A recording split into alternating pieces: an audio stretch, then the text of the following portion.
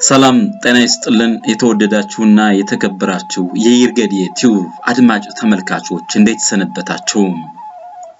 በይርገድ ዩቲዩብ ኦርቶዶክሳዊ አስተምሮዎች፣ ዝማሬዎች፣ ቤተሰባዊ ውይይቶች እናንተን ሊያስተምሩ የወደፊት ህይወታችሁን ሊያስተካክሉ መልካም አስተሳሰባችሁን ሊገነቡ የሚችሉ መረጃዎች የቀጥታ የውይይት ስርጭቶች ግጥሞች አዝናኝና አስተማሪ ቪዲዮዎችን እየሰራን ለእናንተ በሚመጥን መልኩ ይዘን እንቀርባለን።